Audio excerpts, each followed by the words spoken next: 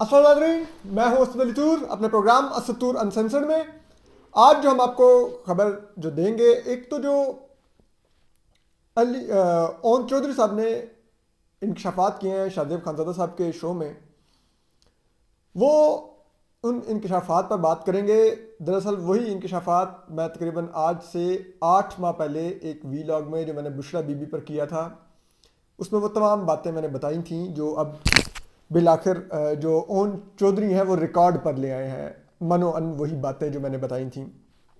इसी तरह अब जो एक और चीज़ है जो मियां नवाज शरीफ के ट्रायल के ऊपर जो एक तमाम बात चल रही है कि वो किस तरह से हुआ, किस तरह से पूरी अकाउंटेबिलिटी की गई, किस तरह से इमरान खान, कमर जावेद बाजवा जो साबिक आर्मी चीफ हैं, उस वक्त के डीजीसी और साबिक डीजीआईएसआई लेफ्टिनेंट रिटायर्ड फैज़ हमीद, और जो साकिब निसार नामी ट्राइका है, ये किस तरह से विच हंटिंग कर रहा था और एक मशकूक एहतसाब का अमल कर रहा था और एक टेंटेड डिस्क्वालिफिकेशंस कर रहा था। हमने, अगर आपको याद हो, कि इससे पहले भी बताया था एक अपने वीलॉग में, इसी में अनसेंसर्ड हमने बताया था कि साकिब निसार का फैज़ हमीद के साथ एक व्हाट्सएप ग्रुप था जिसमें ये इंतखाबी अज़ादारियाँ और क्वालिफिकेशन और डिस्क्वालिफिकेशन तय करते थे। तो अब वो बातें बिल आखिर जो इसी गंद के किरदार हैं वो अपने मुंह से बोलने लग गए हैं। अब पता है ये बातें अब हाल ही में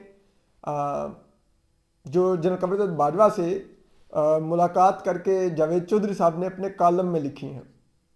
तो आपको पता है फिर वो जावेद चौधरी के सोर्स कौन है, सबको मालूम है। 6 घंटे की उनकी मुलाकात हुई थी। तो उन्होंने लिखा है कि किस तरह से जो कि पाकिस्तान की अदलिया जो ऑलरेडी अपने तशख्खुस, क़यादत और गैर जानबदारी और गैर सियासी होने के जो उसकी क्रेडिबिलिटी है उसके बहरान से गुजर रही है। और अब ये एक और धब्बा लगा है पाकिस्तानी अदलिया के मुंह के ऊपर। ये ऐसा धब्बा है जो जुल्फ़िकार अली भुट्टो को, पाकिस्तान की अदलिया ने एक मिलिट्री डिक्टेटर, उस गद्दार आमिर मरदूद जनरल ज़ियाउल हक के, जिसके आज कब्र के ऊपर कुत्ते और बिल्लियां पेशाब करते फिरते हैं, उसके कहने पर जब फांसी दी जुल्फ़िकार अली भुट्टो को, तो आज तक वो फैसला जब जजेस के सामने कोई कोर्ट करे नज़ीर के तौर पे, तो जजेस कुतराने लग जाते हैं कि इसकी मिसाल मत दें। ये पानामा ट्रायल भी वो फैसला है जो पाकिस्तान की अदलिया सारी उम्र इसका बोझ उठाएगी, सारी उम्र इस पर शर्मिंदा होगी। और ये जो देने वाले जजेस हैं, सारी उम्र इनके बच्चे भी अपने मुंह छुपाते फिरेंगे। कोई बताएगा नहीं कि मैं आसिफ सईद खोसा की औलाद हूं। कोई नहीं आपको बताएगा कि मैं एजाज अफजल की औलाद हूं। कोई आपको नहीं बताएगा मैं गुलजार अहमद की औलाद हूं। कोई आपको नहीं बताएगा कि मैं अजमत सईद शेख की औलाद हूं। आप देखते रहिए इसका क्या हाल होगा। और आप देखिए कि किस तरह से एक इलेक्टेड प्राइम मिनिस्टर को गैंगअप होकर पाकिस्तान की फौज और अदलिया ने निकाला, एक चलते मुल्क को पटड़ी से उतारा, सिर्फ इमरान खान को लाने के लिए। यह है वो सादिक और अमीन, यह है वो शख्स जो कहता है कि मैं गैर जानिबदार अंपायर के साथ खेलता हूं। मैं क्रिकेट में गैर जानिबदार अंपायर लाया था, सियासत में वो कहता है अंपायर मेरे साथ खड़ा हो। और अंपायर भी उनको बनाता है जिनका किरदार ही अंपायर का नहीं है। फौज कब से अंपायर होने लग गई मुल्क के अंदर? कहां पे आईन में लिखा है कि वो अंपायर है? और आप देखिए कि अब ये सब कुछ जब सामने आ रहा है, किस तरह से इस मुल्क में शेडी ट्रायल चलते रहे, रेफरेंस बनते रहे। मियां नवाज शरीफ, उनकी बेटी को किस तरह से जेल में डाला गया। क्या जस्टिस शौकत अली सिद्दीकी की वो तकरीर रिकॉर्ड पर नहीं है? उनका बयान हल्फी सुप्रीम कोर्ट के रिकॉर्ड पर मौजूद नहीं है, जिसमें उन्होंने बताया कि उस वक्त के डीजीसी लेफ्टिनेंट फैज हमीद उनके घर आए और घर आके कहा कि दोनों बाप बेटी को जमानत नहीं देनी वरना हमारी 2 साल की मेहनत जाया हो जाएगी। तो 2 साल की मेहनत कहां पे हो रही थी? ये सुप्रीम कोर्ट में मेहनत हो रही थी 2 साल की। पानामा ट्रायल के जजेस पर मेहनत हो रही थी। ये साकिब निसार जैसे बंदरों पर मेहनत हो रही थी और उनके साथ मिलकर यह मेहनत हो रही थी कि मुल्क का आइन पामाल करना है, मुल्क की जमहूरियत को तहबाला करना है, मुल्क के पार्लिमानी निजाम के साथ खिलवाड़ करना है, मुल्क के मुंतखब नुमाइंदों के तजलील करनी है, उनके सियासी कत्ल करने हैं, उनके अदालती कत्ल करने हैं। वो 2 साल की मेहनत बचाने उस वक्त के डीजीसी जो कि बाद में लेफ्टिनेंट जनरल बने, मेजर जनरल फैज हमीद, घर गए शौकत अली सिद्दीकी के। ठीक। और अब आप देखिए फिर उसके बाद उनके भाई पर भी जिस किस्म केसेस बने, वो हम अली इमरान साहब जो उनके दामाद थे जी, उन्होंने वो लाहौर में साफ पानी में जी वो अपना प्लाजा दिया रेंट पे जी, ये वो पूरा एक वो रेफरेंस सब कुछ। अब वो तमाम के तमाम इल्जामात भी झूठे साबित हो गए, बरतानवी अदालत में झूठे साबित हो गए। पाकिस्तानी अदालतें तो चलो टेंटेड कहीं ना कहीं फैसले देती हैं, कंप्रोमाइज होती हैं। साकिब निसार जैसे बंदर आके बैठ जाते हैं, आसिफ सईद खोसा जैसे कसाई आके बैठ जाते हैं, अजमत सईद शेख जैसे टाउट आके बैठ जाते हैं जो व्हाट्सएप कॉलें करते हैं जीआईटी के मेंबरान के लिए। ठीक। लेकिन बरतानवी अदालत तो नहीं थी किसी दबाव में। वहां पे कैसे अली इमरान फिर बरी हुआ, वहां पे कैसे शहबाज शरीफ बरी हुआ, बताए ना कोई आज। तो ये हालात है हमारी अदलिया के। जबकि दूसरी तरफ इमरान खान के लिए क्या हो रहा था? कमर जावेद बाजवा के पास इमरान खान जाके मिन्नतें कर रहे थे कि मेरी डिस्क्वालिफिकेशन बचाएं। गैर अटेस्ट शुदा डॉक्यूमेंट्स जो कि कहीं पर भी कानून शहादत में एक्सेप्ट नहीं हो सकते, साकिब निसार ने एक्सेप्ट किए जमामा गोल्ड स्मिथ साहिबा के दिए हुए, जो बैंक 10 साल पहले बकौल ओन चौधरी के बंद हो चुका था, वो दस्तावेजात यहां पर प्रोड्यूस की गई। 10 साल पहले बंद हुए बैंक की दस्तावेजात निकलवा ली गई और साकिब निसार ने मान भी ली और इमरान खान साहब को सादिक और अमीन डिक्लेयर भी कर दिया। क्या बात है, क्या बात है। और उसके लिए हुआ क्या?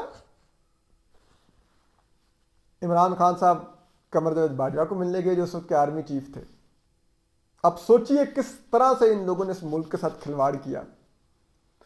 इस सादिक और अमीन जो बनते हैं, मैं गैर जानिबदार, मैं ईमानदार, मैं फलाना, मैं ये वो, इन्होंने जाके उस वक्त के आर्मी चीफ जिनका मतलब बाजवा को कहा कि जी मुझे क्लियर करवाए, और उन्होंने उस वक्त के DGC major general Faiz Hamid को, जो बाद में डीजीआई से लेफ्टिनेंट जनरल फैज हमीद बने, उनको भेजा। वो गए साकिब निसार के पास और उसे कहा ये इमरान खान को क्लियर करना है। और साकिब निसार ने कहा मुर्शद हुक्म, और बताएं।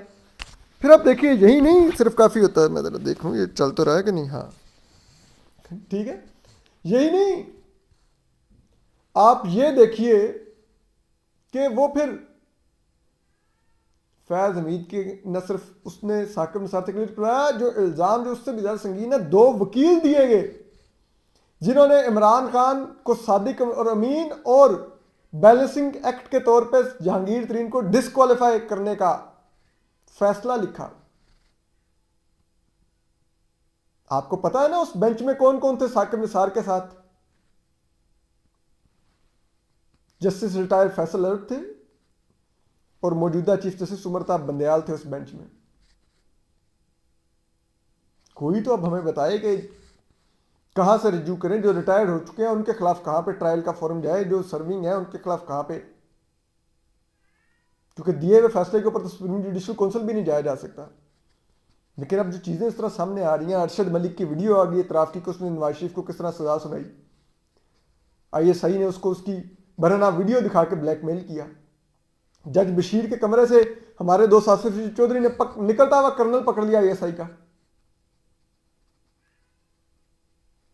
और अब कमर जावेद बाजवा मुबैना तौर पर खुद एतराफ़ कर रहे हैं जावेद चौधरी के सामने कि मैंने किस तरह इमरान खान को बनी वाला गाला वाला उसका जो महल है 300 कनाल का, जो गैर कानूनी उसने बनाया हुआ था, उसको क्लियर करवा के साकिब निसार से उसको सादिक और अमीन डिक्लेयर करवाया और जहांगीर तरीन को लाइफ टाइम डिस्क्वालीफाई करवाया, और उसके लिए 2 वकील भी दिए जिन्होंने फैसला लिखा।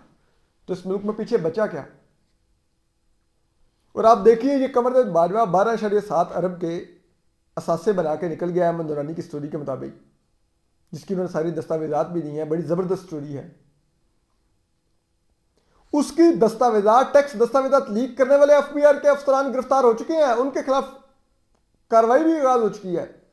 लेकिन जिन्होंने पूरे के पूरे मुल्क के निज़ाम के साथ खिलवाड़ किया, कमरजाद बाजवा ने, साकिब निसार ने, फैज हमीद ने, इनके खिलाफ कोई ट्रायल नहीं होगा। पूरा मुल्क आज नाक की लकीरें निकाल रहा है। मैं और आप इतना महंगा पेट्रोल खरीद रहे हैं, मैं और आप इतना महंगा डीजल खरीद रहे हैं क्योंकि डॉलर आज 225-30 पे खड़ा हुआ है। आईएमएफ ने हमारी टांगे बाजू हर चीज बांध दी हुई है। क्यों? क्योंकि ये मुल्क इस माशी दलदल में गिरा इस वजह से कि क्योंकि उस वक्त के आर्मी चीफ जनरल कमरजाद बाजवा और लेफ्टिनेंट फैज हमीद ने एक सियासी इंजीनियरिंग का फैसला किया। इमरान खान साहब जैसे निकम्मे शख्स को इक़्तिदार में लाने का फैसला किया। एक बद किरदार, बद आमाल, करप्ट और नीच शख्स को इक़्तिदार में लाने का फैसला किया, और खुद अरबों बनाए इन लोगों ने, कमरजाद बाजवा ने भी और फैज हमीद ने भी और आसिम सलीम बाजवा ने भी। इनका कोई ट्रायल नहीं होगा। मुल्क तबाह हो गया, हम तबाह हो गया, हम लुट गए। लेकिन ये रिटायर होकर घर आप भी मुरब्बे लेके चले गए हैं, जो रिटायरमेंट के इनके पर्क्स हैं, और कह रहे हैं जी बस ठीक है मुल्क आगे चले रहा। फिर टेक्नोक्रेट्स का दबाव डाला जा रहा है एक मुंतखब हुकूमत पर कि टेक्नोक्रेट्स आ जाएंगे, टेक्नोक्रेट्स आ जाएंगे। क्यों भाई? अभी तक ठंड नहीं पड़ी इमरान खान को लाके यहां पे इस मुल्क में लोगों को, कि उनको टेक्नोक्रेट्स की याद सताने लग गई है? जी मजाक है इस मुल्क के अंदर। और फिर आप देखिए ये जो ओन चौधरी साहब ने इंकशाफात किए कि किस तरह से उनको हल्फ बर्दारी की तकरीब में ना शिरकत करने दी गई, और इमरान खान ने कहा कि बुशरा बीबी ने ख्वाब देखा कि आप मत हैं। तो हम आपको बताते हैं ना, हमने पूरी स्टोरी तब भी बताई थी। बुशरा बीबी जब बनी गाला आई तो उन्होंने बनी गाला में कुत्तों का दाखला बंद कर दिया, और इमरान खान साहब के कुत्ते सब निकलवा दिए बनी गाला से। उसकी वजह क्या करार दी? उन्होंने जगह जगह पे अमल पढ़कर काली दाल रखी थी बनी गाला के हर नुक्कड़ में, उस बंगले के हर कमरे में। और उनका यह कहना था कि कुत्तों ने आकर अगर दाल को मुंह लगा दिया तो कुत्ते नापाक होते हैं, तो दाल का अमल उल्टा पड़ जाएगा। फिर उन्होंने क्या किया? ये सुबह तक हल्फनामे लिखते रहे, ओन चौधरी और नईमुल हक हल्फनामे के इन्विटेशंस लिखते रहे कि फलां मेहमान फलां मेहमान। सुबह 4 बजे इनको कॉल गई, और बनी गाला से वो कॉल थी, और उसमें इन दोनों को बताया गया कि बुशरा बीबी ने कहा है आप हल्फ बर्दारी की तकरीब में नहीं आएंगे। और उस पर ओन चौधरी तो इतने दिल बर्दाश्ता हुए, चुप करके लाहौर चले गए और उन्होंने मोबाइल बंद कर दिया। जबकि जो नईमुल हक थे, अगर आपको याद हो, जिस सुबह हल्फ बर्दारी की तकरीब थी तो उनको बनी गाला के गेट पे गार्ड्स ने रखा हुआ था और वहां पे लड़ रहे थे कि मैंने अंदर जाना है। क्यों? क्योंकि बुशरा बीबी ने कहा हुआ था नईमुल हक और ओन चौधरी बनी गाला नहीं घुसेंगे। लेकिन नईमुल हक साहब फिर भी किसी तरह जगह बना के घुस आए, लड़ लड़ा के, क्योंकि कैमरे पहुंच गए, मीडिया पहुंच गया तो एम्बैरसिंग सिचुएशन क्रिएट होगी। और फिर वो हल्फ बर्दारी की तकरीब में भी गए, नईमुल हक मरहूम। ये थी बुशरा बीबी। और ये बात भी जिन्होंने इंकशाफ किया, जावेद चौधरी साहब ने लिखा कि जनरल कमरजाद बाजवा का कहना है कि हल्फ बर्दारी की तकरीब के बाद रात को डिनर पर बुशरा बीबी और जहांगीर तरीन में जो मुकालमा हुआ कि मैं जादूगरनी नहीं हूं। नहीं, ओन चौधरी ने सही बताया। ये जिस रात शादी के बाद बनी गाला पहली दफा आई बुशरा बीबी, तो जहांगीर तरीन ने इनको डिनर पर इनवाइट किया था और एक बहुत बड़ा इशाया दिया था इन दोनों मियाँ बीवी के एजाज में। तो उससे एक रात पहले जहांगीर तरीन साहब की अहलिया मुबैना तौर पर जहांगीर तरीन की अहलिया की एक दोस्त के साथ बैठे गुफ्तगू कर रहे थे। तो उनकी अहलिया और उनकी दोस्त ने कहा कि जहांगीर तरीन को कि हमने सुना है इमरान ने एक जादूगरनी से शादी की है। तो जहांगीर तरीन ने कहा मैंने भी इसी किस्म का सुना है कि वो कोई जादूगरनी है। तो अगले दिन जब इशाया था तो बुशरा बीबी चल के जहांगीर तरीन के पास आई। जहांगीर तरीन खाना डाल रहे थे तो बुशरा बीबी ने कहा कि जहांगीर तरीन साहब, मैं आपको बता दूं, मैं जादूगरनी नहीं हूं। तो जहांगीर तरीन हक्का बक्का रह गए कि ये क्या कह रही है, इसको कैसे पता चला कि हम इसके बारे में जादूगरनी वाली बात कर रहे थे। और फिर जहांगीर तरीन साहब का पत्ता साफ हुआ। ठीक है, ओन चौधरी का पत्ता साफ हुआ। ये ओन चौधरी वो थे जिनकी बेगम अदाकारा नूर मुरीद थी बुशरा बीबी की, और इसी मार्फत से ओन चौधरी भी मुरीद थे। तो और ओन चौधरी ही इमरान खान को बुशरा बीबी के पास लेकर गए थे पहली दफ़ा। तो बुशरा बीबी ने इमरान खान से डायरेक्ट होके अपने मियाँ खावर मानिका को कहा कि जनाब अरबों की दिहाड़ियाँ लगवाऊंगी, मुझे इसकी बीवी बनने दो। उससे तलाक ली, इमरान खान से शादी की, बनी गाला आई, फिर खातून अव्वल बनी। और उस दौर में जो पंजाब में एहसन जमील, गुज्जर, फरा गोगी, खावर मानिका, इब्राहिम मानिका और मूसा मानिका ने जो लुट मचाई, वह पढ़िए स्टोरीज में, सुनिए पंजाब में लोगों की जो मुबैना वो कहानियाँ, कि किस तरह से उस्मान बुज़दार तो एक कठपुतली थे, असल जो करता धरता थे वो पंजाब में कौन थे। ठीक है, तो बुशरा बीबी ने तमाम इमरान के करीबी लोगों का पत्ता काट के और फिर एक अपनी टीम तश्कील दी मुरीदों की, जिसमें जुल्फी बुखारी थे, अली जैदी थे, ये सब लोग थे। ये तो कहानियां भरी पड़ी हैं। बहरहाल अपना ख्याल रखिए, सलामत रहिए, अल्लाह हाफिज़।